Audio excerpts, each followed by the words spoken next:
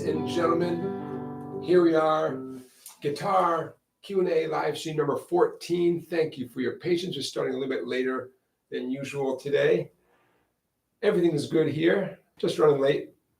I don't want to give you a million excuses, but I thank you for your patience. And here we are, and the sun's shining.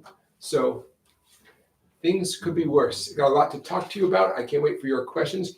Let me know in the chat here how the sound and the picture are. They look pretty good on my end, but I would love to hear from you guys. Hey, Scott, I'd love to hear from you guys how the sound and picture are on your end,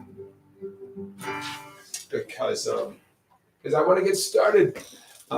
Thank you for being here, everybody. Guitar live stream number 14. Here we are, end of August. I have plenty of things I want to share with you, but if you have a question for me, and I know you do, please put it in the chat with a couple of question marks in advance of the question, and we can get right down to it. Hello, Stephen. Stephen says, looks good, sounds good. Hey, David Belcher. Hey, Walter. Scott Rhodes, sounds good on your end. Excellent. All right, you guys. Plenty to talk to you about. I am still hoping that some of you have tried out that YouTube backing track exercise, that lead guitar thing that we talked about a few live streams back. I would love to hear some feedback from you guys if you have tried that out. But in the meantime, I'm wearing a special shirt today, my Collar City Guitar shirt, continuing my road trip. Hopefully a never-ending road trip to different mom and pop stores around the continental US for now. And I had a great visit at Collar City Guitars in New York, in Troy, New York. Highly recommend it. Very cool place, lots of interesting stuff for sale. They make their own instruments, in-house instruments, which is something you don't see every day for guitar shops, although I'm noticing it more and more, especially with places that do repair, where they have a repair component and build from scratch luthier component as well. I'm noticing that more and more, which is so cool. Anyways, Collar City Guitars, Troy, New York. I recommend them highly, and you can find the website and buy stuff from them online, even if you don't live in the vicinity of the greater Albany. What do they call that? The capital area, something like that. Check them out. Collar City Guitars. Okay, so Harmonic and Guitar Progress has a question here. Why isn't bass as popular as guitar, or as trendy as guitar? It's because it's a low sound. There you go. It's a low sound, and the human ear loves those high sounds. That actually, that's my my immediate reaction. The bass, by the nature of those low sounds, it's a support instrument. At least that's how it's used most often, right? A support instrument. It's filling out the sound in a crucial way. But it's not glamorous, at least apparently in our culture. It's not glamorous to be the person holding down the bass, or not as glamorous as the person cranking out those screaming guitar solos. So I have a couple of theories, but the end point I'm going to make is always the same. Number one, if you play the guitar at all, you have a head start on playing the bass guitar, and you should play the bass guitar. But okay, so I'm never at a loss for a theory. So here's my two theories as to why the guitar is played, all over the world, and the bass much less so. You can sing along with the guitar. The guitar can produce nice, easy to listen to chords, right? In fact, we all work on our chords. And if you know the basic chords, you're working on harder chords, right? Chords are there to support singers. People want to sing, they need chords in the background. Technically, you can play chords on the bass. It's just not as warm and rich a sound as on a guitar, So the fact that the guitar is an accompaniment instrument, accompanies singers, the 6-string guitar is always going to have that over the bass. And then the glamour of a screaming, loud guitar solo, again, especially with those nice high sounds that can pierce through the bass player, the drummer, the keyboard player, everything else, it's going to add this glamour to the guitar. The human ear gravitates those high sounds, right? And the bass just doesn't do that. So those are my theories. Bass has fatter strings, discouraging for people who are discouraged easily. Not you, but the people who discourage easily, fatter strings. Typically, the bass has a significantly longer neck, although you can get shorter necked basses. So yeah, discouraging in a physical sense. Bass is a social instrument.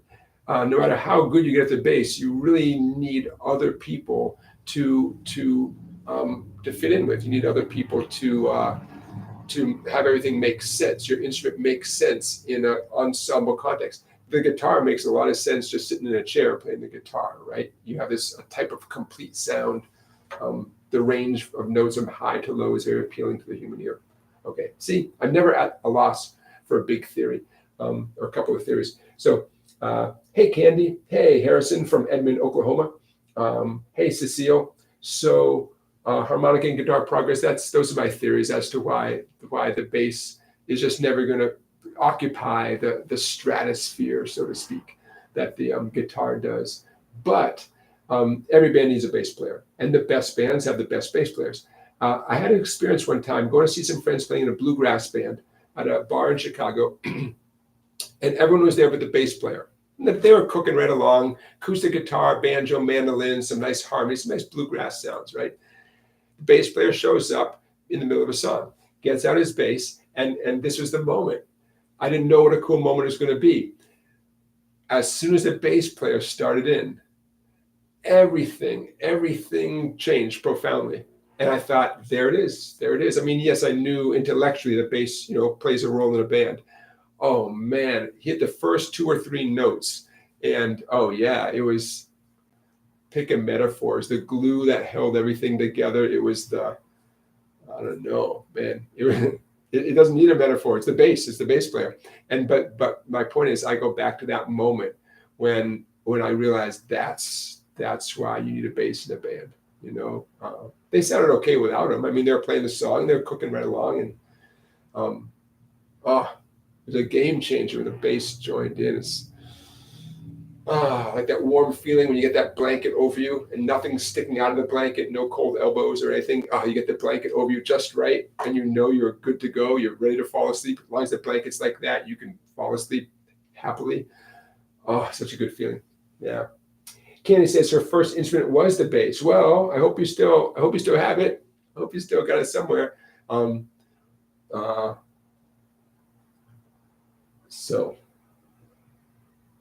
So everybody, as usual, I'm happy to answer, and I'm here for your questions. I'm curious about your comments. Today, as you can tell, the chat is off to my left-hand side here. So you're going to see me glancing over here.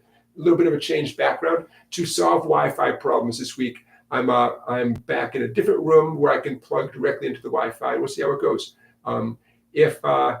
If this, directly plugging into the internet does not solve our problem, well, then we have, it must be something else. But let's see how this goes. Different background today. You may see a few things back there. I'm happy to, I don't know what you can see in your line of shot. You see Blind Willie McTell. There you go. Bumper sticker over here. Okay, so I am looking for your questions, but in the meantime, let's throw something your way. I thought maybe I would just teach you something. Like, why not? Let's just learn something. So, oh man, we'll see what you guys are up for. How about? Okay. You asked for 1-finger chords. You got it. Everybody out there have 1 finger on your fretting hand. That's all you need. And I'm not, you can use your pinky. I'm going to highly recommend you use your index finger. But let's get right down to it without any big introduction. And then I'll explain. I'll give you the introduction afterwards. Okay, a 1-finger minor chord.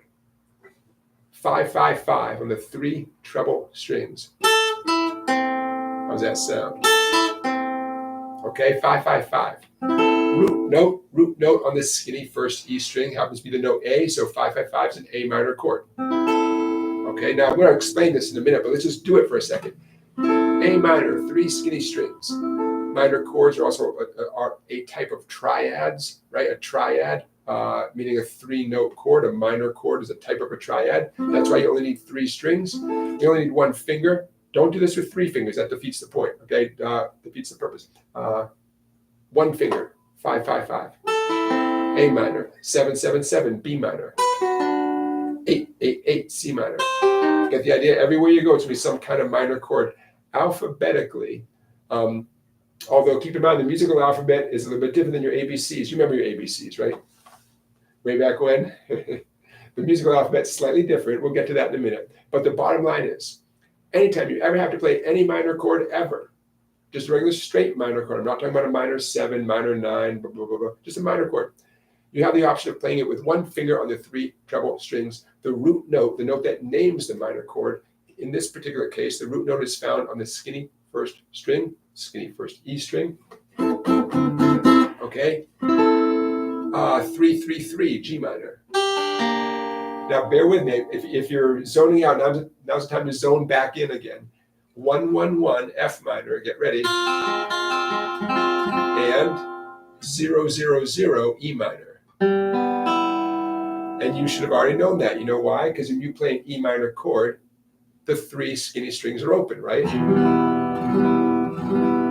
Okay? So this is how you can get away with, this is how you can justify a one-finger major chord approach. When you strum an E minor, the 3 skinny strings are open. So in effect, you are playing 0, 0, 0.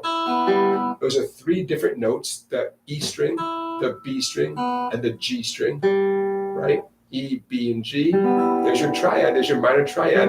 That is legally, technically, enough to be a minor chord. And if 0, 0, 0 counts as a minor chord, then so does 1, 1, 1, 2, 2, 2, 3, 3. See my logic, right? Okay. So now let's go back to the A minor, for example. Why would you even want to do 5, 5, 5 as an A minor chord, right? I bet a lot of you are perfectly capable of doing A minor, the traditional cowboy chord, the open position way, right? I'll give you some reasons. Thanks for asking. Here's why you would want to play A minor as a 5, 5, 5. Because you're playing with someone that already strummed the A minor down there, right? 2 people doing the same voicing, the same version of the chord is not twice as good. It just isn't. And if one of you is a tiny little bit out of tune with the other one, it gets messy fast.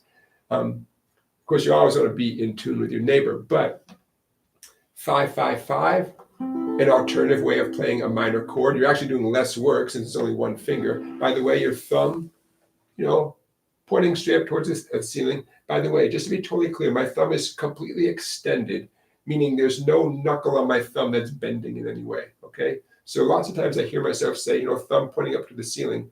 But I just want to be totally clear that the thumb is fully extended like you're hitchhiking, right? It's not whatever you want to call that, bent in any way. Okay, so you're playing with a buddy. They're playing A minor down here. You play A minor at 5, 5, 5. It sounds so nice. It's such a nice compliment, almost as if maybe you're playing the mandolin or ukulele along with them, getting a high sound, right? And they switch to B minor. Well, you got 7, 7, 7 for B minor. Sounds so nice, So number one reason to play minor chords like this up the neck or any up the neck chords is you're playing with someone else who's got the regular version covered, Number 2 reason, you're playing with other instruments, a variety of instruments, doesn't matter, but you're part of an ensemble and you want to be heard and you want to hear yourself. And playing a D minor at 10, 10, 10 can be the absolute best way to play a D minor chord. So you can hear yourself, and so people can hear you because they may be, banging away D minor on some sort of electric piano, and there's other instruments you're competing with. Even though you may be, and I'm sure you are perfectly good at playing your D minor down here in first position, why not play it up at 10, 10, 10 if it fits the song better, fits the ensemble better? Okay, so there you have it, a one-finger minor chord option. It does this whole thing, relies on you knowing the names of the notes on your skinny first E string, okay? Because that's how you're going to locate it. 10 on the E string is D, therefore 10, 10, 10 is D minor. 6 on the E string is B flat, therefore 6, 6, 6 is B flat minor chord, okay, right? B flat minor. By the way, in terms of knowing the names of all the notes everywhere in the whole neck of the guitar, don't beat yourself up if you don't know the name of the 9th fret on the D string off the top of your head. I'll give you some challenges, some goals though. It really, really, really helps to memorize the notes on the E string. Which E string? Doesn't matter, right? Because it's the same notes. 10 on either E string is the note D, right? But you knew that, right? Okay. It's such a game changer to have that memorized. The E strings memorized, right? Such a game changer. In general, I don't push my students to memorize the name of every note in the fretboard. It's not a good use of your time. But I do encourage you to have the ability to figure out the names of the notes. You know, after D at 10, 11 is D sharp. D sharp has an alternative name, E flat, right? You knew that, right? 12 is E. By the way, 12 has to be E, because at 12, you know this, right? At 12, we've come to the end of the alphabet. We started the open E string, we worked our way through the musical alphabet, and finally at 12, we're back to 0 in effect again, right? Okay, I will get to one finger major chords in a second. Stand by, stand by. I'm looking to see who else we have here. A to Z Me. Blind Willie McTell. Yeah, you know, that goes through my mind. A to Z Me. What a great song, man. Imagine if Bob Dylan, you could take like 4 great Bob Dylan songs, Blind Willie McTell being one of them.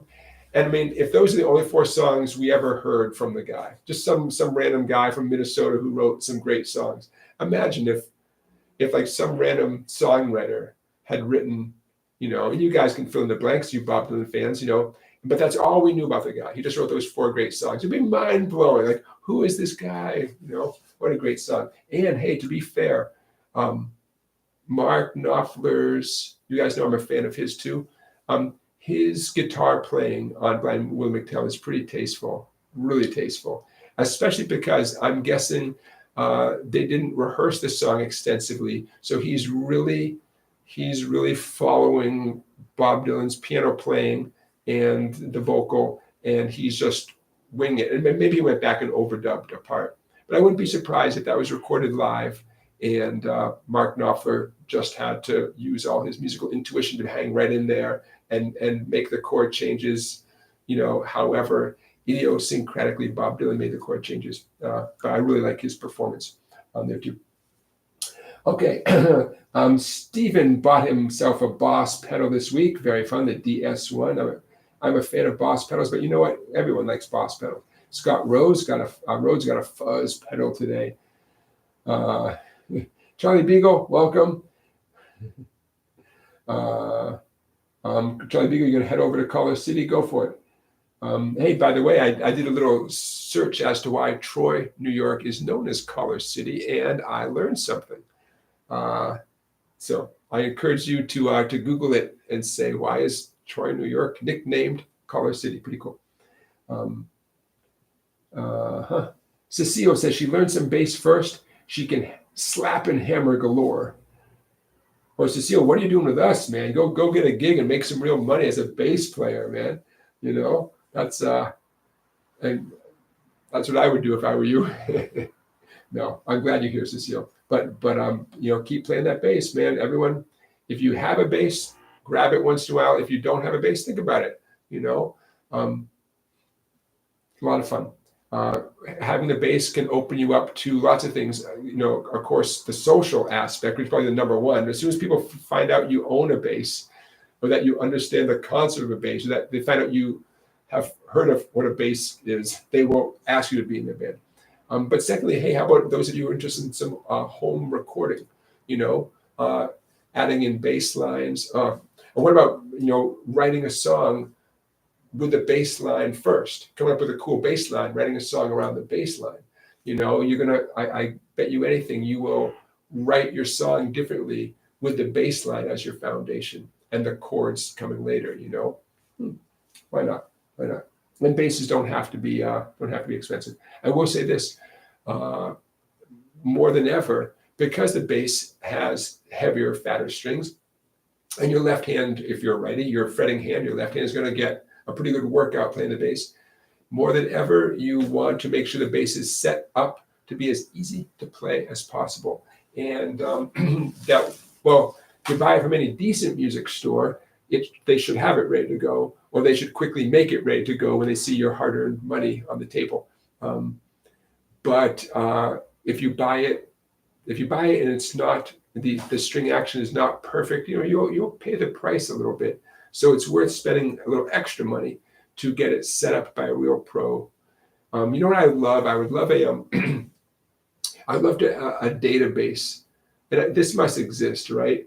A database of qualified guitar techs around the country.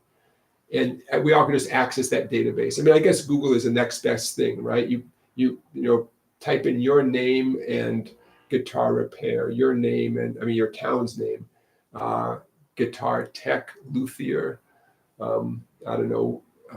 But in a perfect world, man, I would love to tell each of you who the best, most awesome guitar repair person is that is as close to you as possible. Because these people are out there, they exist. But I know they're not always in your backyard. I have to drive a good 20 minutes to get to my guy. Can you believe it? Nice, quiet Connecticut back roads. Yeah, I'm a lucky guy. Okay, A to Z Me. Yeah, you're pointing out that the blind Willie McTell shares a lot in common, that song with the St. James Infirmary song. Yeah. Jerry Stillwell. Hey, Jerry.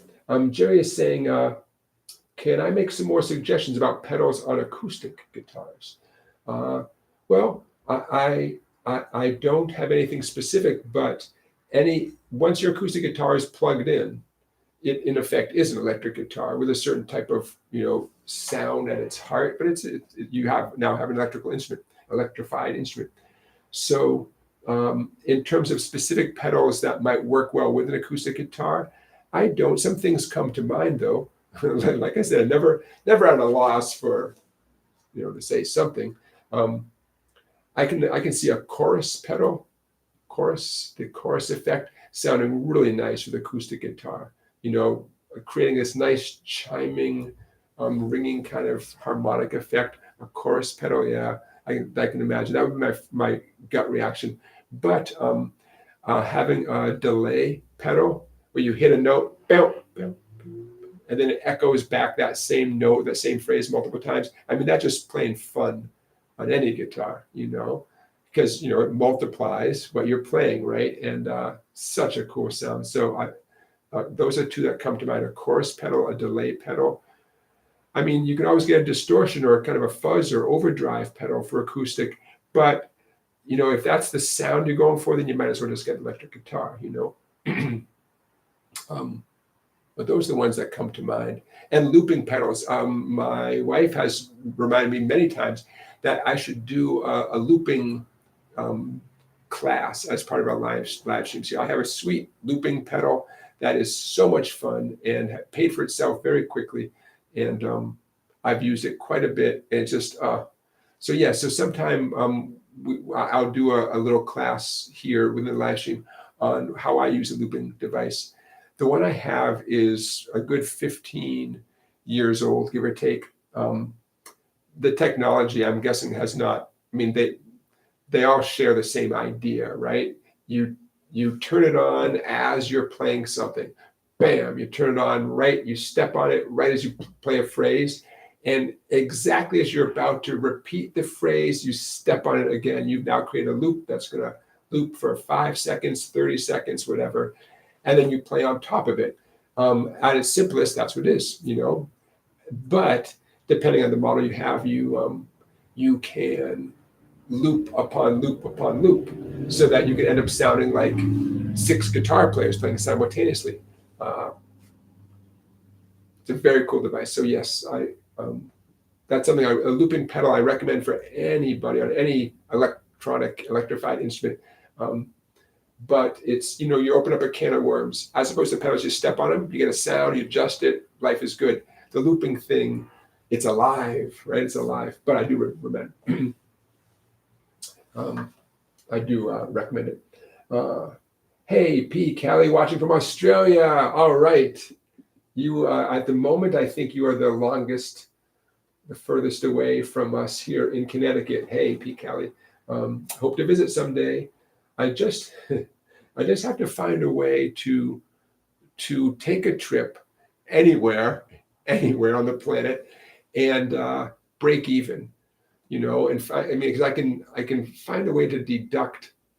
I can do a little business. I can come and teach someone a guitar lesson in Australia, and call it a business expense. But there's still that pesky plane ticket. I'd like my wife to come too, so 2 plane tickets. My son wouldn't mind to come, so 3 plane tickets. So I haven't quite figured out how to do that yet. Hey, Dashiell, you got your Stratocaster handy, excellent. Wayne said, I'm reading your comment, Wayne. Okay, Wayne, so the shop couldn't repair the guitar that you bought, and they said you could swap it they gave you credit in the store. Okay, well, that sounds pretty reasonable. Excellent. Okay, harmonica and guitar progress. You reminded me of Trevor. Yeah. Oh, I haven't forgotten Healy guitars. That's on my extremely short list of guitars to treat myself to someday. Yeah, I can't wait. Oh, there's a guitar show coming up for those of you who live around New England. Sunday, September 24 in Worcester, Massachusetts, which is not spelled Worcester, but I got to say it that way. And I'm going to pull up the details, although some of you may already know about this. Worcester, Massachusetts. Here it is. Okay. This is called the Makers and Merchants Guitar Showcase, September 24 from 11 a.m. to 3 p.m. at the White Room in Worcester, Mass. There will be a cash bar. That's like the third sentence down. They haven't even talked about third sentence down. There will be a cash bar. Okay. I was not expecting an open bar, but 20 plus vendors.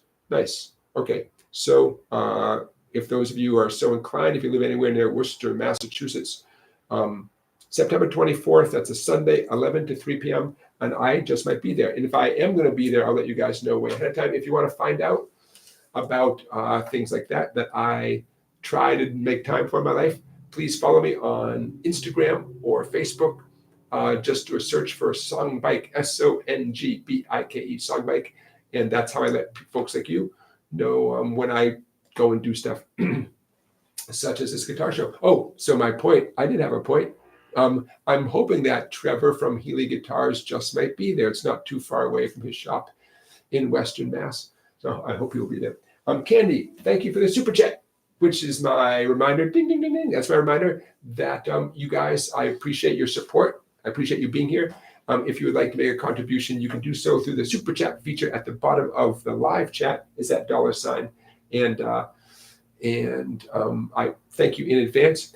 In the case of Candy here, she is asking a question as part of her super chat, which I'm happy to answer. Let's see, can I click it like this? All right, I gave you a heart. That's my way of saying yes, thank you.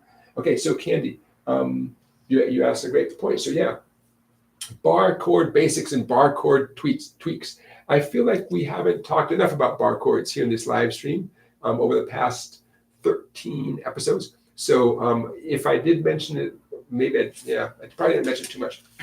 So I'm going to give you some super practical advice, physical stuff, but then I'm going to take a breath and give you my philosophical stuff, my philosophical philosophies about bar chords. Okay. The number one trick for bar chords, and by the way, the trick I'm about to show you goes for even like a nice little F chord as well, which is not literally a bar chord, but the F where you grab the 2 treble strings with your index finger. Okay. The advice goes for anytime you're covering multiple strings on the guitar with 1 finger, anytime, even that 1 finger minor chord. Do yourself a favor. Your left hand index finger, assuming that you are fretting with your left hand, your fretting hand index finger, roll it backwards onto the side of your index finger. Which side? The side closest to your thumb. I had a student last week named Scott, and Scott said, he did what I asked. I said, hey, how would you describe the way you just rotate? He said, tell people to rotate your index finger thumbward. Okay, thumbward. So you should be squeezing with the side of your index finger, the side closest to your thumb. And just as important, okay, keep listening, this is just as important, your left elbow should, if it's not already doing this, it should come in towards the guitar as if you're trying to touch the guitar with your left elbow, okay? Bring your left elbow in as you're rotating that index finger over. Bottom line is squeeze your bar chord index finger squeeze with the edge of your finger, not the center, what I'm going to call the pad, not the pad in the center, okay? What I'm telling you now is not intuitive. And some of you might have heard me say this before. Some of you may have never heard this. And this just might make a huge difference. In fact, it's going to make a huge difference for those of you who do not do this already. Okay, just to recap, we're rolling over our index finger onto the side, left elbow, your fretting hand elbow in as if you're trying to touch the guitar. You might even be just about touching the guitar. Those are my first two tips. I've seen that make a huge difference right there. Other tips include, see my index finger is extending way past the edge of the neck. Highly recommend that. I'm calling that overextending, okay? Overextend your index finger past the neck of the guitar. The reason why I do it is leverage. I just get a better squeeze, man. I just feel much more confident. Some of you may stop your barring right at the sixth string. See how my index finger is now really not going anywhere past the sixth string? And that would seem to be okay. All I know is from day one, as far as I can remember, I was overextending it past the edge of the guitar, and that made a huge difference. Okay, so we got 3 tips so far. Edge of your index finger, rolling it backwards, rolling it thumbwards. Left elbow in towards the guitar, overextend your index finger. Okay. Here's another tip. And some of you, I should have said this in the beginning because I know some of you did this. This makes me insane. Although I get the logic. Do not judge your ability by doing just the index finger with no other fingers involved and seeing how each of the 6 strings sound. See how mine does not sound good either? Look at that. Yeah. I'm not saying it's not humanly possible to get all 6 strings to sound good with a bar. I am saying that it's not realistic. You are never going to do that chord. So you're welcome to do it, okay? But don't judge your progress on how that sounds. So get it out of your system and then add on whatever other strings, are relevant to the bar chord that you want to play. We'll talk more about that in a second, okay? But one more time, do not judge your progress or your future ability or your potential by whether or not you can get all 6 strings to sound good with one finger. That's not a good gauge of your progress, okay, or your ability. Okay, so one more thing about let's finish off the bar chord, and I'll give you my 2 cents about how I feel about bar chords. Okay, what I'm doing right now is a bar at the 5th fret, and I could tell you where each of my other fingers are, 4th string, blah, blah, blah, 6th fret, and I'll get to that in a minute, but here's what I'd rather do. My remaining fingers, middle ring and pinky, are essentially playing what down here in the open position looks like an E major chord. In fact, I'm going to play a nice old-fashioned E major chord by index, middle, and ring, right? E major chord, 3 fingers, sounds great. Now I'm going to play that chord again. I'm just going to swap out fingers for other fingers. I'm still playing an E major chord with my middle, ring, and pinky. So this is crucial. Middle finger, 3rd skinny string, G string, 1st fret. Okay, middle finger, 3rd string, 1st fret. Ring finger is going to reach the furthest over. Ring finger, 5th string, 2nd fret. And pinky, 4th string, 2nd fret. So the ring finger is reaching furthest across. Do not swap around your ring and your pinky. Your pinky should be tucked essentially between your middle and ring, okay? Okay, now that's still an E major chord. You're just doing it with a different combination of fingers. Okay, so take a good look at that because that's going to be called the E formation. Right now it's called the E chord, but in a minute we're going to slide up the neck and call it the E formation. Okay, see my index finger? I'm doing essentially an imaginary bar at the nut at 0. Okay, it's not having any effect on the sound whatsoever. But I bet you know what I'm going to do next. I'm going to glide my whole hand up until my index finger is at the 5th fret. I'm just choosing the 5th fret just for a nice central location in the neck of the guitar. My middle is now on the 6th fret of the 3rd string, and my ring is on the 7th fret of the 5th string, and my pinky is on the 7th fret of the 4th string. So it's an A major bar chord. And if you want to be really descriptive, it's an A major bar chord that is using the E formation, okay? It's an E chord. It's an E chord up the neck, right? But we're making up for what would have been open strings. We're making up for that by putting the bar across. The bar is the new nut, right? The nut is that white piece, right, with the slots. That's the nut. Now your index finger's the nut, okay? Okay, that's all. Okay, so quick recap of the tips. The bar chord tips. Roll that index finger onto its edge, the edge closest to the thumb. Bring your left elbow in towards the guitar. Overextend your index finger past the fat string. How much past? I don't know, a little bit, experiment, you know. Thumb, as always, pointing straight up towards the ceiling. Do not judge your progress by if you can do this with one finger. It's not good, not healthy or realistic. And then, in this particular case, I chose to illustrate this final product here with your middle ring and pinky with the E formation. You would take off your middle finger, now you have the E minor formation. Okay, so now that we've all worn out our fingers a little bit from doing this. Oh, by the way, a little bit easier on electric guitar without a doubt. Probably more than a little bit easier. So those of you who are playing acoustic, you're paying your dues, and it's not bad to start your guitar playing career on acoustic guitar. It's not bad at all. It's going to make guitar playing feel, you know, when you someday, I imagine you might get electric guitars, certain things are going to feel easier. Those of you who play electric guitar, you're lucky ducks. Okay, today's live stream is brought to us by Vitamin Water, the kiwi strawberry flavor. Okay, that works. So, a little philosophy about bar chords. Do not judge your overall progress on the guitar by how you happen to be doing on bar chords. It's not worth it. There's so many other awesome, beautiful musical challenges. I discourage you from spending too much of your time on bar chords.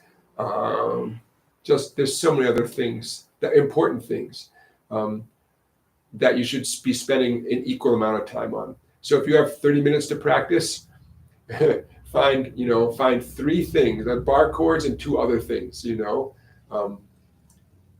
What is important, what I use every day, I don't use bar chords every day, not my own playing. I do use the image, the concept of a bar chord. I use that all the time to play what I call a fragment of a bar chord. So to use that A as an example, okay, so I'm bass here at the bar at 5. I got some 6s and 7s going on my middle and ring and pinky. Okay, what I use all the time, happily, creatively, is a fragment. I'll show you the fragment I'm talking about. 3 fingers in a nice diagonal line. These 3 notes that I'm about to describe are 3 notes from the bar chord. I'm just not playing the whole bar chord. So I'm leaving the 1st string wide open. I'm going to ignore the 1st skinny E string. 2nd string 5, 3rd string 6, 4th string 7. 3 strings. Remember that we talked about triads before? 5, 6, 7 on the 2nd, 3rd, and 4th strings. That's an A chord. That is an A chord. You know, I was doing an A bar chord a minute ago. Now it's an A chord. See that 3 finger, to me that looks like a diagonal line, right? If you're careful with your pick, or you could use your thumb and index and middle, you now have a major triad. You can slide anywhere up and down the neck, right? And your pinky is free, so your pinky,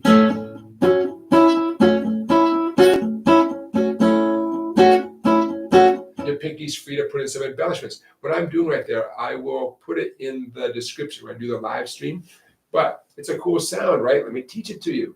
Okay, so again, I have a major chord. It happens to be an A major chord, but that's not the point. I'm just using an A major chord as an example. With my pick, I'm going to do nothing but downstrokes, only on the 4th, 3rd, and 2nd strings.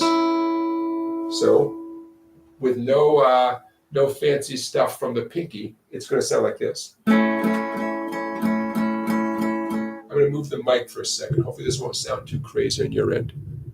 Okay, I think it's going to be a better sound like that. Okay, so all downstrokes. We got 5, 6, and 7. Okay, nothing special, but okay, got a nice little A chord. Now my pinky is going to go up and down on the 2nd string. That's the B string, 7th fret. That's my pinky note. That's the pinky note that I'm adding. That happens to be the 6th note of an A major scale.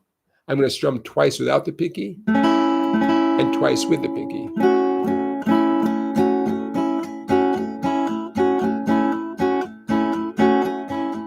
You know, it sounds like something, you know. So my concept here is I'm giving the world an A major chord, but I'm having some fun with it. I'm giving it some personality, right? If it works here, it can work anywhere. I'm going to go back 2 frets.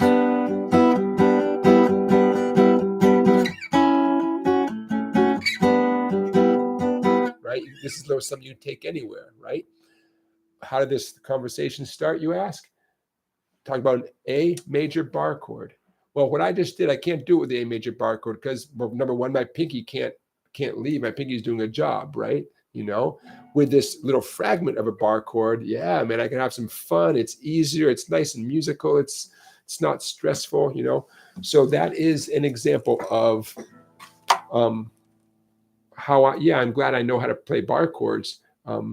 And I do things that relate to bar chords, but I don't play song after song after song with that index finger. In fact, I hear people saying that, oh man, when you learn bar chords, you can play every song with bar chords. I think that sounds like punishment, right? That sounds like a quick trip to the, you know, the hand surgeon or something. Why in the world would you want to play every song with bar chords? Number one, it's not, it's a lot of wear and tear on your hand and wrist. Number two, it's not fun. I mean, I don't know, it's way more fun to play alternatives to bar chords, workarounds for bar chords. So, okay, so I realize that I'm saying to you, on the one hand, hey, here's how you play bar chords, here's some tips, and yes, we all should learn how to play bar chords. But my gosh, don't play song after song with bar chords. Don't do it, you know. There's other songs out there that don't require you to do that. And you can have a lot of fun doing things that, you know, orbit around the bar chord, if you know what I mean. If the bar chord is the thing that doesn't orbit, whatever that is. I don't want to reveal my ignorance about astronomy. At least I didn't say astrology, right? But you can have so much fun not doing bar chords.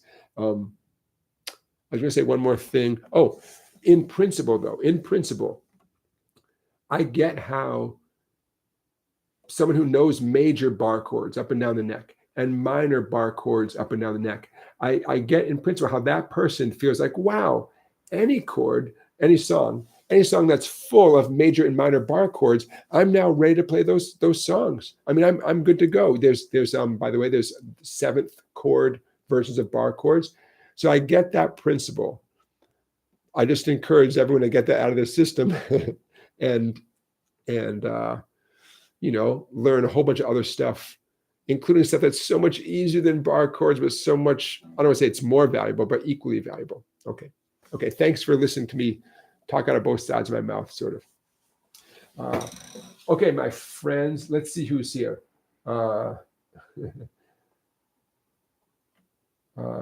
So Candy, I hope I gave you some good bar chord tips there.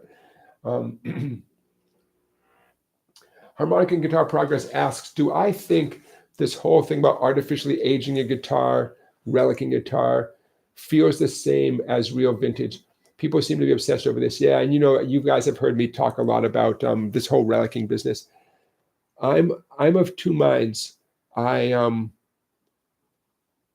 So I'll keep this short. The neck of the guitar, the feel of the neck of any guitar is really important to all of us. and I'm one of us. So a neck that feels good for whatever reason, a neck that feels good and makes you happy is going to inspire you to play more, and that's great, you know. It just so happened my very first guitar, which is in the other room, the person who had it before me played the heck out of it, but almost certainly intentionally sanded off the paint on the back. It's so evenly done. The person must have done that intentionally, which is great. I love it. And my second guitar was an older guitar where the neck had lots of wear and tear on it, and I'm just a big fan of that. So I, without getting into my whole Fender custom shop debacle again, to me it's worth doing whatever it takes to make the neck feel right, whatever it takes. And in my case, having that glossy, sticky finish off of the neck was really important. A used vintage guitar might already have that worn off or partly worn off or something. In my case, I tried to order a guitar where it was artificially taken off because it's a custom guitar. I want everything the way I want it. So I was happy to pay. If the deal had gone through, it would have been $200 extra to have that done, just to give you guys a sense for what you might pay. And when I called around, since Fender forgot to do that little detail, when I called around luthiers around the country who were happy to do that work, they were quoting about $150 for them to do the work. So that's one thing I want to say about where I'm coming from in terms of relicing and aging. In terms of beating up the front of the guitar on purpose, and I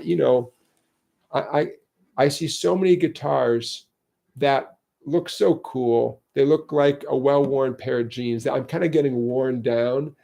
And while I still feel funny about paying extra for a guitar that's been beat up on purpose, you can't escape these guitars, and yeah, they look pretty cool. They look like a guitar that's been loved. So I don't know. I'm in flux. It is easy to imagine that it's a trend that X number of years from now, people will have moved on to something else. A guitar covered in mirrors. I don't know. An invisible guitar. I don't know. A virtual guitar. I can only imagine. But plenty of guitar trends have come and gone, right? Pointy headstock guitars for electric guitars in the 1980s, right? Plenty of things have come and gone. So yeah, I don't know. A lot of the small builders around the country, a lot of them only do reliced guitars. So as I shop around my little fantasy world, I see all these beautiful instruments that that's how they're made. They're made to look old. And so, I don't want to rule that out. I don't want to say, man, I love everything about the guitar, except that the person took an hour and beat it up. I don't know. By the same token, guitars that have been finished so beautifully, reflective, things that, you could eat off of them. I'm aware there's so much work that goes into getting the finish perfect and glossy and just amazing. I respect the craftsmanship so much. Yet, and I don't need that for myself. Personally, I don't want a guitar that looks like it's just waiting for someone to ding it. I don't need that pressure in my life, man. I just don't need it. So, like I said a while back, for me, maybe the compromise, just buy a used guitar. There's tons of beautiful used guitars out there that have a little wear and tear on them already. And there you go. There's the walking the middle road, They have some wear and tear, but it's not phony wear and tear, And in fact, I saw a guitar. Where's the brand? I saw a guitar recently on reverb.com, and it was like, I want to say $1,700, where similar guitars from the builder were well over $2,000, $3,000, up to $4,000. I thought, why is this one $1,700? And sure enough, the person had dropped it, and the only visible damage on this electric guitar was a good ding. A seriously, bang right where the guitar cable plugged in, right by the plate there where the guitar cable plugged in. And, it looked like it was where nobody could see it except nobody could see it. because it's aiming down at the floor, you know. And I thought, wow, man, if I didn't know better, I would have thought that was made to look that way intentionally. It looks like that's what you do to make a guitar look old, you know. I thought, holy cow, this person is essentially asking half price, you know, maybe 2/3 of the going price because of that. I mean, anytime a guitar has been dropped, it raises a lot of questions. I'm just saying that, I don't know, man, a used guitar, maybe that's not a crazy idea, you know, to do that. And then you're outside of the whole debate about relic instruments. I don't know. Wayne has a looper, a Boss looper. Excellent. Oh, it's a tabletop looper. Okay. Yes. So, Candy, let's go over that minor chord and let's get on to the major chord. So, yeah, Candy, the 1 finger 3-string chord grip, let's call it a chord grip, is a minor chord at every fret. And just to recap, 3, 3, 3, that's G. And the giveaway is the 1st string, 3rd fret is a note G. And in this case, not every case, but in this case of this grip, the root note is always on the skinny string. So now let's get into the major chord version. I'll keep this quick. You all know A major, right? 3 fingers in a row. I know some of you swap around your index and middle. Tends to be people with bigger hands. Although I got pretty big hands and I can do it, but it doesn't matter because we're about to discard that way of doing A anyways. Okay, A major. Now do it with 1 finger. Okay. We're going to focus on the 2nd, 3rd, and 4th strings. Do not strum the skinny string. It will either add a weird new jazzy note, or best case scenario, it just sounds dead, which actually is not bad a deal. But to the best of your ability, focus your pick on the 2nd, 3rd, and 4th. Or if you got bare fingers, thumb and 2 fingers. Okay, here's your 1 finger A major triad. Everywhere you go up in the neck, it's a 1 finger major chord everywhere. 5, 5, 5, it's a C. 7, 7, 7, it's a D. 9, 9, 9, E like Edward.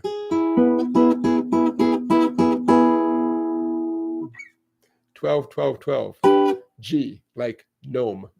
Get it? Gnome. I've been on the job too long, my friends. Start at 9 a.m. Had a 9 a.m. lesson, 10 a.m. lesson, 11, 12, 1, 2, 3, and 4 o'clock. No complaints. So yeah, 1 finger major chord. In this case, the root note, remember we're focusing on the 2nd, I'm back at the A, at the 2nd fret. Root note is on the 3rd skinny string. You guys know that as the G string. 3rd skinny string, 2nd fret is the note A. And in this case, that's the note that names the chord.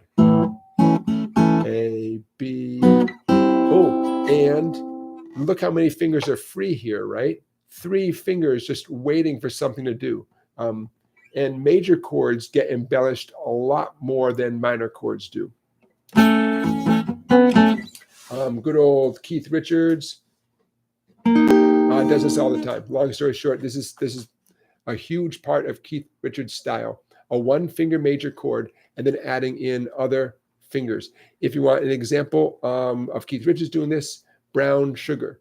And you might say, but wait, doesn't Keith Richards tune all his strings differently? Yes, except he does not tune his 2nd, 3rd, and 4th strings differently. Therefore, anything Keith Richards does on his 2nd, 3rd, and 4th strings, we can walk in his footsteps, do whatever he does without retuning our guitars. And Brown Sugar is an example of a Keith Richards Rolling Stones riff that is based on this concept of a 1 finger major chord. Yeah. Okay. So hope that helps. Looking back at the chat. Hey, Live to Fly. A to Z me reminds us all that you just can't play guitar sitting on a chair with armrests. I know. What is even the point of those chairs, right? Like, what are they thinking? Let's see. Charlie Beagle used to live in Leominster. Yeah.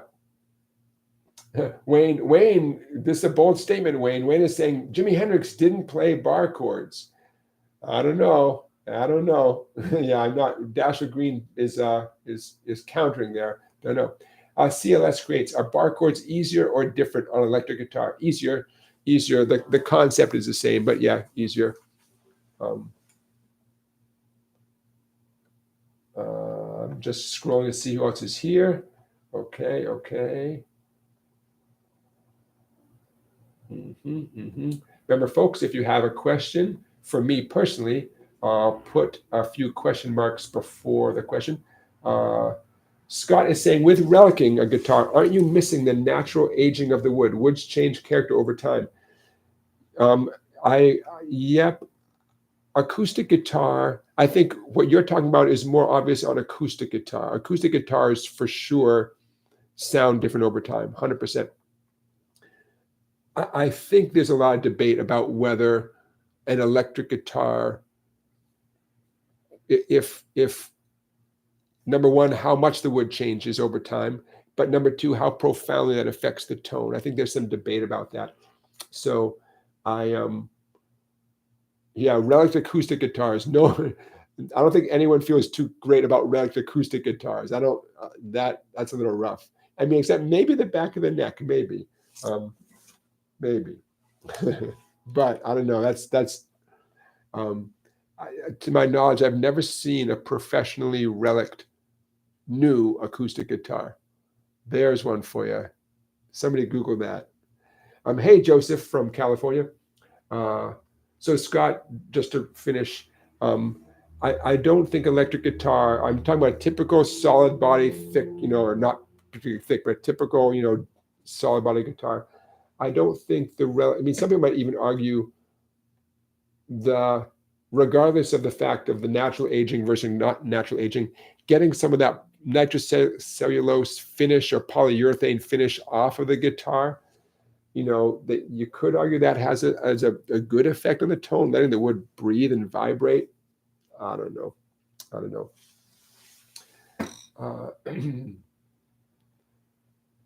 Hey, 3-card Monty from Southern New Jersey.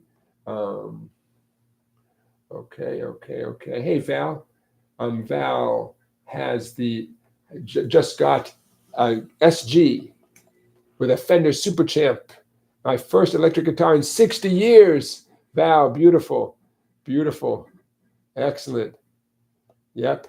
Now I thought, Val, aren't you the Val who? Oh no, wait. I'm Val. I'm thinking of someone else. No, I know who you are, Val. The SG. Now, Val, did you happen to go back to Gary's Guitars to get that, or did you find another source? I'm curious. But SG, the Gibson SG or Epiphone SG, known for very, what they call a fast neck, right? Thin, smooth, just people who love SGs big time. Cecile has a 50-year-old Yamaha. Beautiful. Yeah, Joseph. I'm reading about your comment about Willie Nelson and his trigger. Yeah. Okay. Bear with me, folks. Just screening through here. Hey, Paul from Oxford, England. 3-card Monty is a fan of Reverend Guitars. Yeah, Reverend. What an interesting company, Reverend Guitars. Let's see. I see some discussion about some Gretsch guitars, some heritage guitars. Beautiful. Joseph Galasso asks, do I use humidifiers and recommend them? Yeah, totally. I'm guilty of not using them often enough, especially like this is a nice old Harmony acoustic guitar. You can't over humidify a nice old guitar like this. So even though I usually wait till wintertime to start humidifying it in its case, really I could, you can't, my opinion is you can't over humidify an old acoustic guitar, right? It needs every drop it can get. But in general, humidifying instruments is especially important for acoustic guitars, especially any acoustic guitars that aren't new, especially if it's 5 years old, 10 years old, a 50-year-old Yamaha. Yeah. Head over to sweetwater.com or your neighborhood mom and pop music store. And just do a search for guitar humidifiers. Don't go to Amazon. Go to Sweetwater. But if you got a mom and pop place in your neighborhood, go to them too. And there's lots of devices. They all work great. Ideally, when you're not playing the guitar and you want a humidifier, you'd put the humidifier in however it attaches to the guitar, down the sound hole, however you want to do it. There's more than one way of doing it, but you put it in its case, close up the case nice and tight. You guys remember me saying my understanding is that a gig bag, a padded zippered gig bag, does not do a good job of holding the moisture in. But you got to do something. So if all you have is a gig bag, still do something, right? Get that humidifier down into the sound hole. Like I said, there's different models that do it different ways. If you want to go to the extreme, I recommend buying a actual humidifier, right? Little room humidifier, and getting it going as any time, but especially when the humidity is down below 40%. As here in New England, the humidity is it's so dry. It's so dry here in the winter. So it's not a crazy idea, especially for those of you who have multiple guitars, including a couple acoustics. Not a crazy idea to keep them all in one room and humidify that room as much as possible. It's never going to turn into a sauna, right? Unless it's a tiny room, you close the door. But not a crazy idea. Nobody ever regrets trying to humidify a guitar, right? It's the opposite. And just so you know, the things that go wrong, worst case scenario is you get severe cracks in the wood. That's the worst case scenario. Are they repairable? Yeah, but you got better things to do with your money, and then you just have to listen to the guitar repair tech say everything I just told you. And okay. Harmonic and guitar progress is pointing out that Martin does do something with relic'ing. Interesting. Eastman doesn't. Okay, so you guys know more about this than I do. Okay. Gibson. Does Gibson actually make the tops look old with the baked tops? I've never heard of that. Baked top. Make me hungry. Michael Carlson. Hey, Michael. Michael is asking, is Joe Pesci a good guitarist in your opinion? This is news to me. I have never heard Joe Pesci. I had no idea he played guitar. But I hope he reaches out for lessons, man. I've not taught a celebrity yet that I know of. I mean, I don't. Nothing against you guys. Maybe some of you guys are, and I just don't know it. I'm so sorry. But yeah, someday. Okay, it's not my goal. Celebrities pay. They got to pay the same price as everybody else. I give them the same barcode advice as the rest of us. Val, you shopped at Retro Guitar in Keene, New Hampshire. That's much closer to you, I bet, right? Yeah. Scott Rhodes, humidifying hollow guitar, semi-hollows. Yeah, I've never seen any debate about trying to humidify a guitar. People might debate exactly how necessary it is. Yeah, I mean, it's not going to do any harm unless you live in a place where it's extremely high humidity, and you know who you are. Then it's it's not a concern. Okay, but 3-Card Monty is talking about over humidifying. Okay. I mean, is it possible? Yeah, I guess it's possible. It's just not a concern that I've had to deal with. Being concerned about over humidifying. I'm sorry that happened to you, 3-Card Monty. Okay, so let me see how we're doing on time. 6:30, my friends. I always say this, and today is no exception. I'm going to try to wrap up on the hour, which gives us about half an hour left.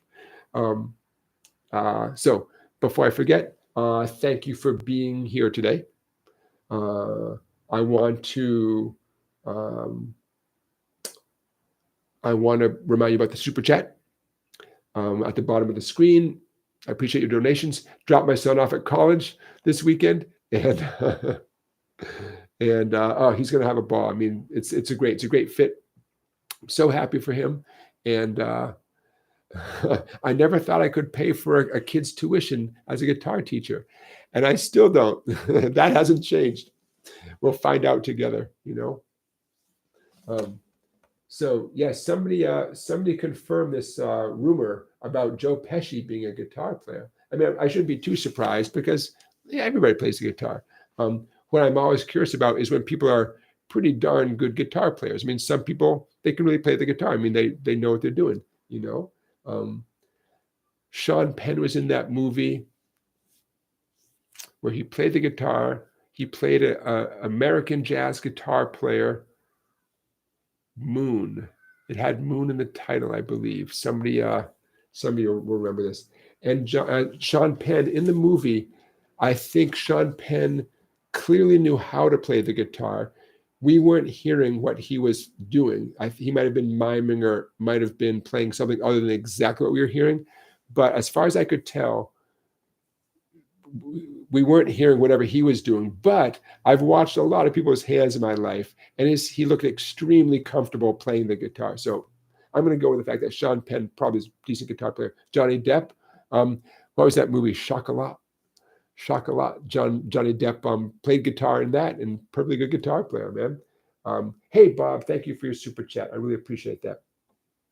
But yeah, there's a lot of guitar players out there. Oh, who was that actor who did that show called House? The British guy, although he did a great American accent in House, he always had a guitar like leading in the corner of his. He played the piano too. You guys know who I'm talking about. Karate Kid. Ralph Macchio plays the guitar. Sure, why not? Hugh Laurie, thank you, Seal. That's great. Hugh Laurie. I'm sure he plays the piano, and they show the guitar in so many scenes. I always get a kick out of that in movies where for whatever reason they decide this character should have a guitar in the corner of the room. I'm just like, because why? Because it makes them look what? I don't know. Cool, I guess. Oh well. Sean Penn played Woody Guthrie, is that right? I know there's a Woody Guthrie movie a long time ago with David Carradine played Woody Guthrie. The movie I'm thinking of was Sean Penn. He was not playing Woody Guthrie in the movie I'm thinking of. Something with Moon in the title, I'm pretty sure. And he had become aware that there was this European guitarist named Django Reinhardt. His character had become aware. And he was, very nervous that this Django Reinhardt guy was coming to the U.S. and was going to make him look bad. Wayne Silverman, Arlo Guthrie. Okay. The guitar, Joseph. It adds ambience to the room, right? It gives the room some character. You're right. I don't know what it does for the character, but it gives the room some character. I know. I just get a kick out of it when there's a guitar that clearly, these movie makers, they think about these things. They put a guitar in the room, and it's supposed to tell us something, that the character has soul or something. They have sore fingers. Oh well. Hey, Bob, your daughter just graduated. Congratulations. Okay, so my friends, I'm going to reach in my bag of tricks here. I just feel like showing you guys something else. You got the one finger major, minor chord. I'm sure some of you guys picked up on that right away. Let's do something else. I'll show you a B chord. B is in baseball. I still discover new things on the guitar. And this is one of the things I discovered. I'll do the short version, and then I'll talk your ear off. Okay, take an E chord. E major, 3 fingers. Got it? Take your E chord. Move every finger over one fat string. So now I'm touching the 6th, 5th, and 4th. But I've still got that E major grip. Now hold on, don't start banging on it yet. Hold on. Because it sounds bad at first. Hold on. You just went from an E major chord to a B major chord. B as in Blarney Stone. But you're going to be limited to those 3 fat strings. But for those of you who ever have needed a B chord, especially if it's coming right after an E chord, right? E going to B. Now you got a B chord right there. Pros and cons. The pros, you just did it. You're set. You got a B chord for the rest of your life. The con is that you got to be careful. You really can only hit those strings, because if you go too far, that's a pretty hip chord. That would be a B augmented chord. Might not be what you're going for. But bottom line, there's a B chord, but don't go anywhere, okay? Number one, if you ever need a B chord, there's your B chord right there. And B is a partner of E. B and E sound good together. Here's my E with all 6 strings. And I'm going to switch over to the B on just the 3 strings, but you can kind of sell it like I'm selling it to you. You can sell it by chunking on the fat strings and then going on to your E major chord. Back to B. Go back and forth. Or you can do the same type of focusing on the E major. I'm doing a little bit of palm muting with the edge of my picking hand. E major with no skinny strings at all. Over to the B major. Okay, but here's some bonuses. I'm going to take that B. You got to trust me that that's a B chord, but it is a B chord. Why would I lie? Every finger 1 fret higher. I now have my middle finger 3rd fret 6th string, ring finger 3rd fret 5th string, index finger I gotta look 2nd fret on the 4th string. I turn my B chord into a C chord because B and C are neighbors. Now that's kind of a hip way of playing a C chord because maybe you want that thumpy sound. Teachers, including me, say, okay, student, here's a C chord. And we act like you're done. And really, this is just one way of playing a C chord. Okay, this way, it's the 3 notes you need. Root note on the 5th string. Okay, so we have 6, 5, and 4. 5th string, 3rd fret is the note C. That's the note that gives this chord its name. So maybe you want to strum a C chord with this thunky. That kind of sound, right? Why not? It's easy enough, right? Add this to your bag of tricks. A C chord up 2 frets becomes a D chord. D as in Djibouti. D as in Dynamite Magazine. Who remembers Dynamite Magazine? Right? Now, I couldn't get this effect with the old-fashioned C and D. I mean, I say old-fashioned, well, you know what I mean, right? Let's call it the normal C and D, right? I couldn't get that thunky thunk effect. Who might be especially interested in this? Electric guitar players. Going up and down the neck. That nice controlled sound, the singers singing their heart out. Electric guitar player making this nice punchy thunker kind of sound. Okay, this conversation began with a B chord, B as in baseball, right? We've closed off the guitar, and that enables us to glide up and down the neck. When I say closed off the guitar, we're focusing our pick on just what we're touching, no open strings. A lot of possibilities open up. Okay, last thing. Remember how I was alternating between the B major and the E major a second ago? Okay, that E major, we can close off the guitar using that E major grip. We're going to focus our pick. I'm on the E major now, but I'm not going to strum all 6 strings. I'm only going to strum the 5th, 4th, and 3rd. Okay, so here's my E major with this focused type of picking. Little palm muting.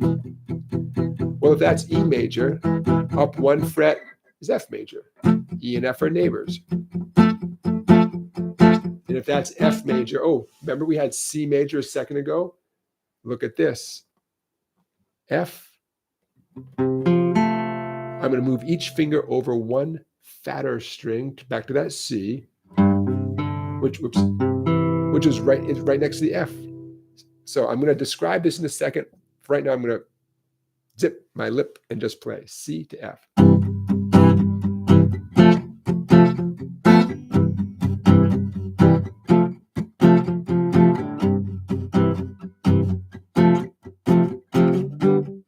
Went up to G for a second, back to C.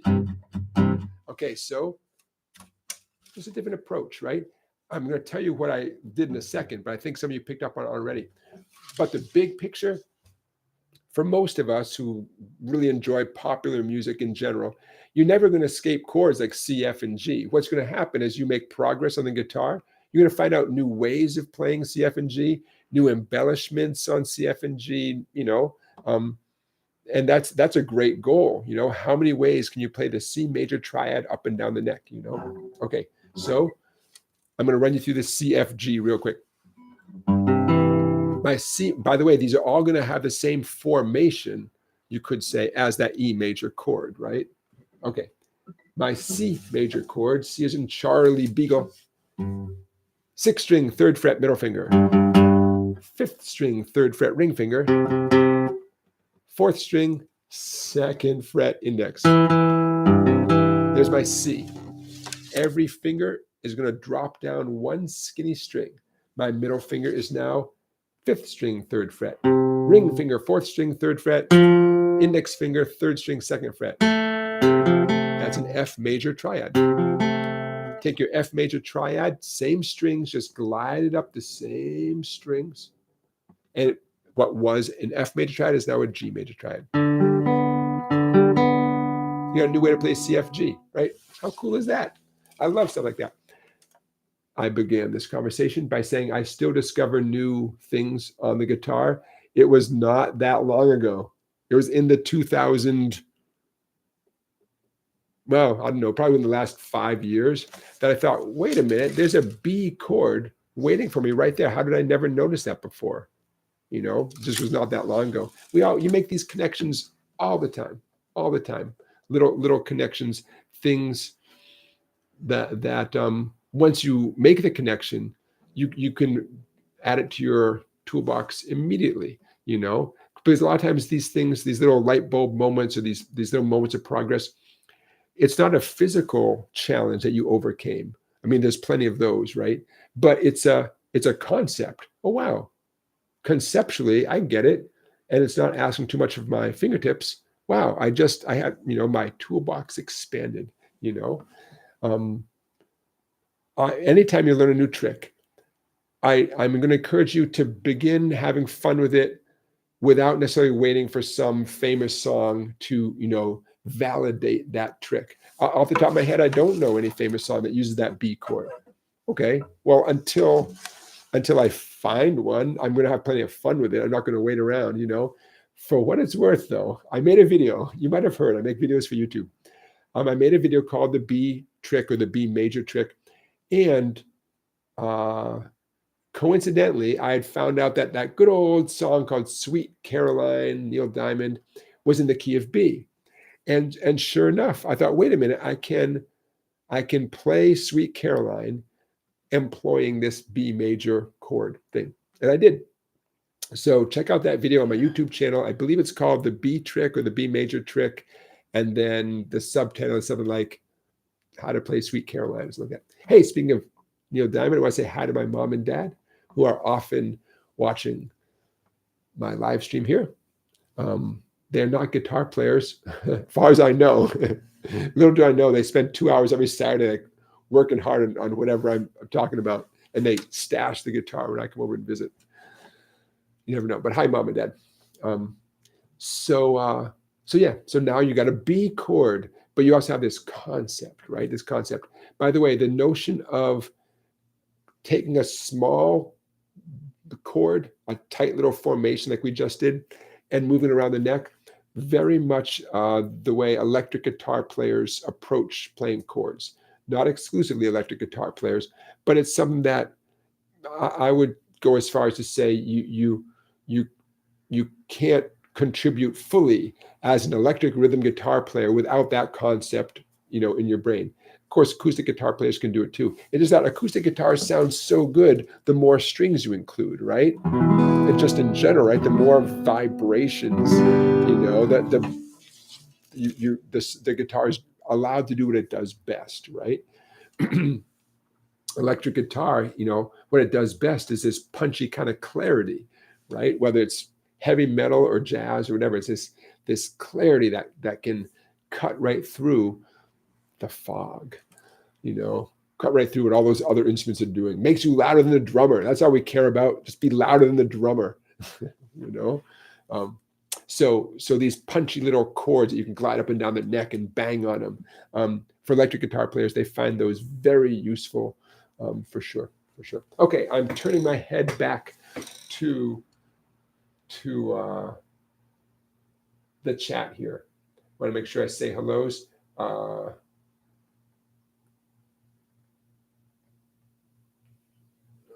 Okay, let's see. Yes. Oh, harmonic and guitar progress. I can always count on you to ask a great question. What does it mean when you are on a website, Chordify or any website, and they say this song has a different tuning frequency, but the chords are all the normal basic chords? Yeah. Great question. And the classic example is good old Layla, the original electric, loud rock and roll version of Layla by Derek and the Dominoes, Eric Clapton, right? They changed the speed of the tape. Right when it was all was said and done, the song's recorded. I figure if they sped it up or slowed it down, but they changed the speed of the tape. Remember recording tape back in the day, right? The reels going around. Okay, I figure I assume they sped it up a little bit because probably they want to slow Layla down. But no matter what, when all was said and done, they changed the overall pitch of the tune a tiny bit. So if your guitar is perfectly in tune and you play Layla, you're going to sound out of tune with them.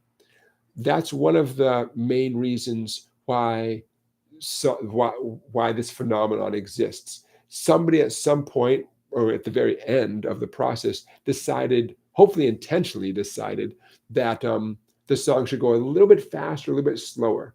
And there's reasons you want to make the song more exciting or tone it down, I guess, but then we're stuck as guitar players. If you're a perfectionist, you are forced to retune your guitar with the strings a little bit tighter, a little bit looser, if you want to play along with the recording and not make yourself crazy about being slightly out of tune. So that is why you're presented with that information. And hey, that's actually great news. I'm glad that I'd rather have that information out there when someone posts the chords to a song, how to play a song. I'd rather have that information out there than not. Because what if you play the song great and it doesn't sound right to your ear? Well, no one told you, then you'd feel like I must be doing something wrong. Maybe my guitar's out of tune, my computer's out of tune, something's wrong, And Layla is the first one that comes to mind right away. We're like, oh, dang it, So if you're so inclined, some of you have guitar tuners where you can recalibrate the tuner. So instead of the note A being tuned to 440 hertz Hz, right? You can announce to the tuner, I now want you to call 438 hertz A, right? You're recalibrating. And hey, you can do that. I mean, some tuners have that ability, and that's okay, then you're all set. You would have to know exactly what the original ended up being. Let's say Layla was, let's say they speeded it up, which I think is the case, 442 hertz, 448 hertz. And you can Google it, calibrate your tuner so that now A is that frequency. And then retune your guitar.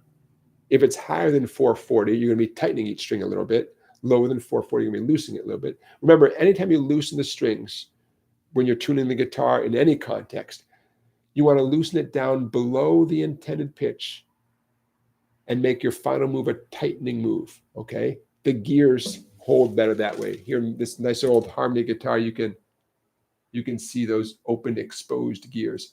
They hold better if the final move was a tightening move, okay? No big deal, you get over it, If it's too tight, if the string is sharp, too tight, you loosen it, and your tuner is telling you it's perfect. Keep loosening a little bit more so that you're flat, and then make your final tuning a tightening move. You won't regret it. So I hope that answers your question. Harmonic and guitar progress, great question. Ron Light is asking, doesn't the low E string make this chord voicing inversion? Excellent. I don't use that word too much, just because I don't want to muddy the waters, but you're exactly right. if you're talking about that B chord I played, yes, this is an inversion of the B chord, meaning the lowest sound the listener is hearing is not the root note. It's not the note B. In this case of this B major chord I showed you a minute ago, F sharp is the lowest sound. So on paper, this would be described as a B/F sharp, a B major chord with an F sharp as the lowest note. But don't let that stop you. Nothing wrong with inversions.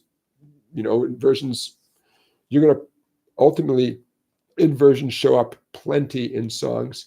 And so whatever you do, don't get hung up on that. But you're right, though. In an academic way, that chord could be described as an inversion. Yeah, definitely. But again, don't. And if you guys, other than Ron, are vague on what inversion means, don't get hung up on it. Think of it as the American flag. Imagine if they changed the colors around the American flag. So the stripes are blue and white, and what used to be blue is now red. We'd all pretty much see it as the American flag. We'd say, oh yeah, someone's getting a little creative with old Betsy Ross there. But we get the point, we might wonder why they did that, but might not be the best example. But I love using the American flag as an example because it's got three colors, red, white, and blue, and very symbolic. And rearranging three well-known colors that are associated with each other, right? Red, white, and blue, rearranging those is a great metaphor, a great image for three-note chords. You can rearrange red, white, and blue and still, be representing the three colors of the American flag. Okay.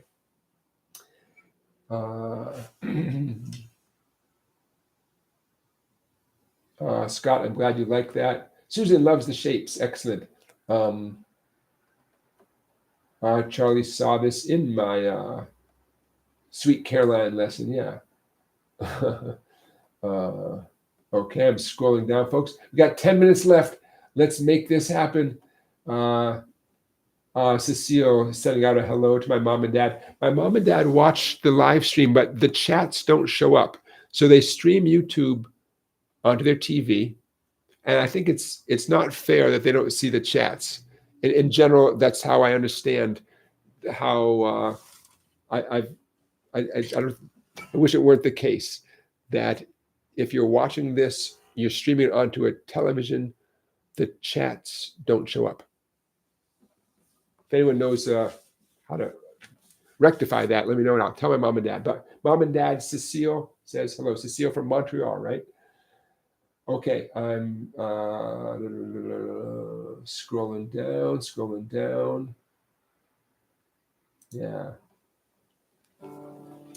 Okay, so let's see. As we wrap up here, let me see if I'm checking my, don't know if any of you guys watched that Gatemouth Brown interview I posted a while back. It was a very cool interview, and he remains one of my favorites. The interview was largely about operating in the music business. And I wish I'd known that more before I posted that particular interview, because I intended to post when he was talking more about being a musician, playing, the actual physical playing and his inspirations and stuff. But anyways, I encourage you all to check out Clarence Gatemouth Brown. Oh, I'm going to throw someone else's name into the chat here, and bear with me, folks. I subscribe to a very cool magazine that opens my ears up to super interesting players from all over the world. And this young woman is terrific. So I'm putting her name in the chat. You guys should definitely check her out. And I might even have, bear with me, folks, I might even have a very cool video of hers to show you. Let's see. Yeah. Okay, bear with me. I'm going to put this video YouTube link in the chat right here. Yasmin Williams. Okay, here it comes. Always like to turn you guys on. But before we wrap up, one of the most interesting questions I get is, what kind of music do I like? And Because the reason I say it's interesting is I've done this job for 31 years, and I do my best to focus so much on the student, whoever is before me. Most of my day is occupied with teaching one-on-one private lessons, either online or in person. That when someone asks me what kind of music I like, it's like, who, me? Like I forgot I was even here. I was busy working. So, but I've got that question often enough, and it's a flattering question. Um, I heard someone say recently, it's easier to say the music I don't like, but I like lots of kinds of music, and I work hard to appreciate, to find something to like about whatever, especially if I'm stuck listening to it, and I can't avoid it. But let's get some specific stuff. I love digging down into the roots. I love knowing what came before me, and any of my favorites. I love to find out what inspired them. So what we're talking about basically is just digging back 100 years into the earliest recorded music. So we're talking about early blues, early country, music that straddles blues and country. Music from other cultures. I mean, I like old stuff, man. I like old stuff done by real people, banging on real instruments.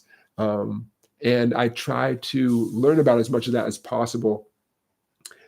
Like I said, finding out who inspired whom, and like, wow, if that guy turns on, Ry Cooder, I'm a big Ry Cooder fan.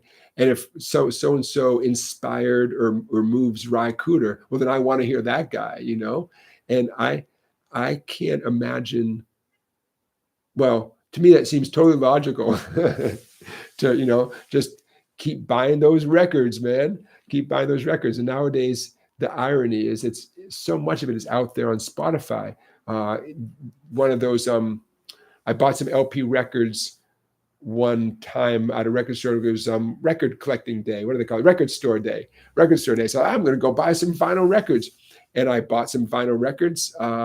And I thought, oh man, I gotta, I didn't have my turntable set up at that moment. I thought, oh, well, when I set that up, I got to listen to my new vinyl records, my old vinyl records, And I thought, well, in the meantime, I could just pull it up on Spotify and just listen to the record I just paid $11 for, with pristine digital quality.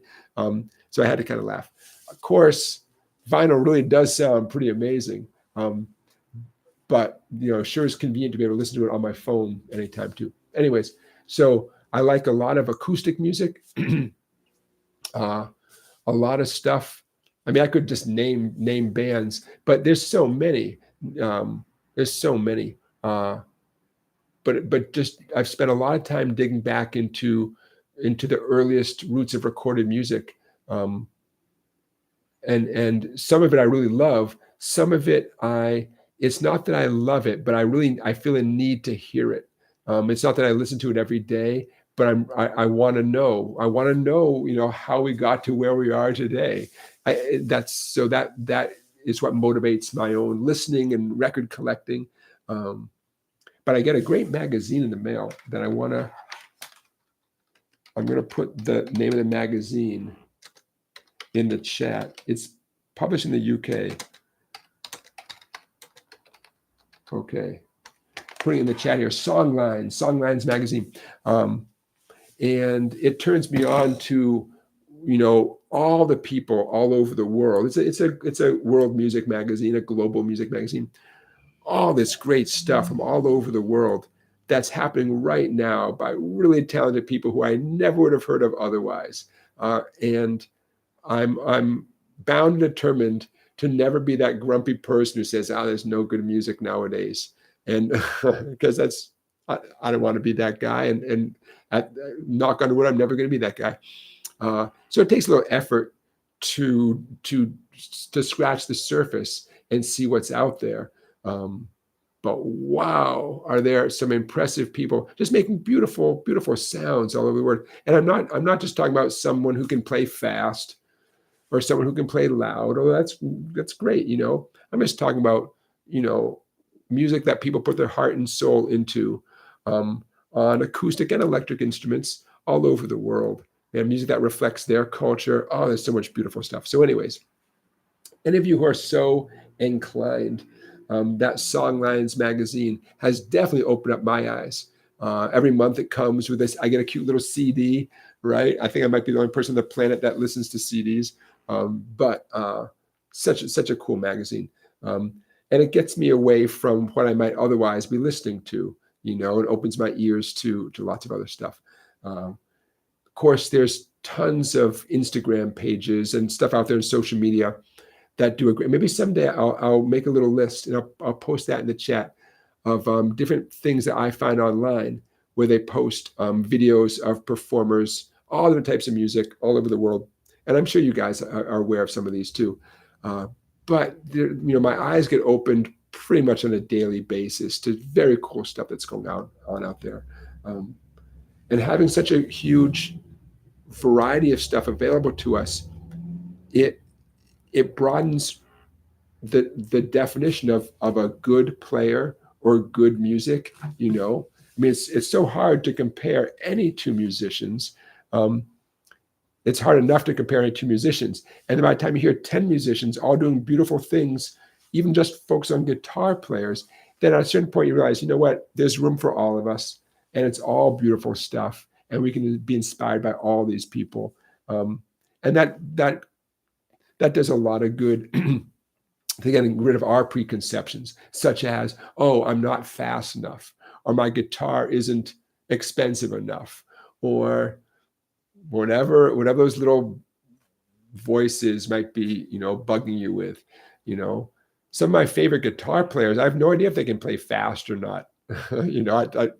That's would never occur to me, how fast they could play or how much their guitar cost. And I'm too busy enjoying what they do, So like I said, it's a question that I get every once in a while, and I love talking about it. And I don't have any cute answer like, oh man, I love the Rolling Stones. Oh man, I love whatever. I do like the Rolling Stones, but not every day. Not every day. All right, you guys, here we are, 7:00 here Eastern time. So I'm going to call it. I'm going to say good night to our friends who are still here. Cecile, Joseph, Charlie, good night. Michael. Michael has mentioned Nick Stone. I bet that's someone that's cool. Charlie, hey, today's live stream didn't get cut off. Maybe it's because I plugged directly into the router. Okay, so see, we're figuring this stuff out. All right, 3-card Marty, Charlie, Scott, I'm going to say good night to you guys. Candy, let's do this again next Saturday, first Saturday in September. Oh, you guys can't see, I got my cute little calendar called the Cats on Amps calendar for those of you who enjoy Instagram and enjoy cats. I highly recommend the Cats on Amps Instagram page, and I have the Cats on Amps calendar behind me. You can't quite see it up there. So I will see you guys next Saturday. Is it the 2nd already? September 2nd. Looks that way. All right. Everybody want to say good night. I think maybe some pizza could be in my future because I'm starving. And I'll see you guys next Saturday. Thank you so much for your awesome questions. Thanks for listening to me. See you next time. Play your guitar. Have fun. Take care, everybody.